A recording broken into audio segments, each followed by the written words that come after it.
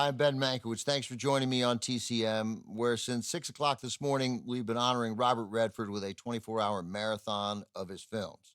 Redford died September 16th at the age of 89. He broke into the movie business in the early 1960s. Immediately, his easy charisma and almost too good to believe handsomeness made him a popular romantic lead. But if you couldn't see past Redford's looks, you were missing what made him special. He was an exceptionally gifted actor, one of the finest and most underrated of his generation, who used his clout to make movies with something to say. After making some of the best films of the 1970s, including The Sting, The Way We Were, The Candidate, 3 Days of the Condor, and All the President's Men, Redford went behind the camera and directed for the first time. His debut film, Ordinary People, from 1980, earned him the Academy Award for Best Director. The film also won Best Picture. For Redford, though, his career in Hollywood was consistently secondary to the work he valued even more, promoting independent filmmakers through an organization he founded, the Sundance Institute. Moreover, Redford fought for causes he believed in, particularly the environment.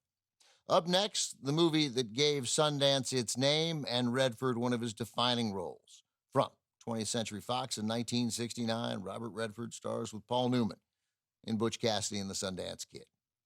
Arguably the best buddy movie ever made, this is the Hollywood version of two real-life outlaws of the Old West. The film is set in the late 19th century, but the anti-authority vibe is pure 1960s. Butch and Sundance are the definition of nonconformists, choosing to live by their own rules outside the established system. Playing Butch is Newman, already a big star with 4 Oscar nominations. Redford, as the Sundance Kid, hadn't yet reached Newman's level of stardom, but this movie changed all that.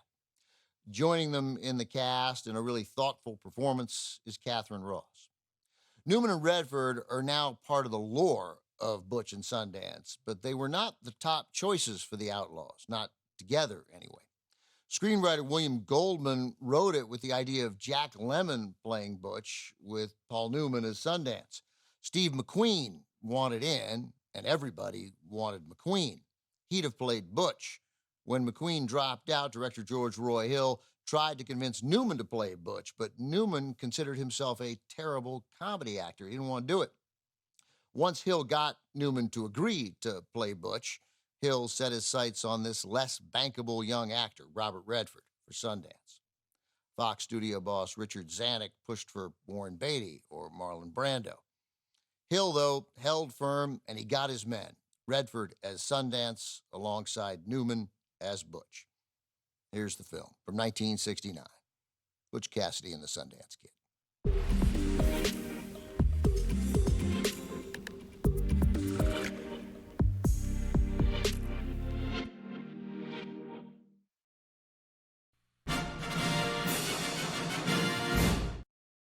Butch Cassidy and the Sundance Kid became a huge hit when it premiered in 1969, going on to earn 7 Oscar nominations, winning 4, including 2 for composer Burt Bacharach for his original score, and the song Raindrops Keep Falling on My Head with lyrics by Hal David. The song, performed by B.J. Thomas, became a hit in its own right, even though the first time Robert Redford heard it cut into the film, he thought it was terrible. As I mentioned before the movie, it took some sly maneuvering by director George Roy Hill to get Redford into the cast. The studio, Fox, wanted a bankable name to play Sundance opposite Paul Newman.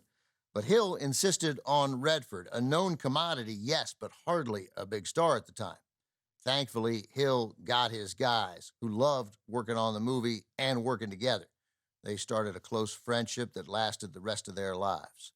We found a common ground of humor and values off the set that could be worked into the work on the set, said Redford. Newman said he and Redford, quote, drank a lot of beer in Mexico and had a great deal of fun, probably the most fun I ever had on a film. Redford and Newman teamed up again 4 years later, along with director George Roy Hill, to make The Sting, which earned Redford his first Oscar nomination. Coming up, Robert Redford and Barbra Streisand in one of the signature romances of the 1970s. The Way We Were is next on TCM. Next on TCM, The Way We Were. Then a river runs through it. And later, the hot rock. We've got a soft spot for Robert Redford tonight.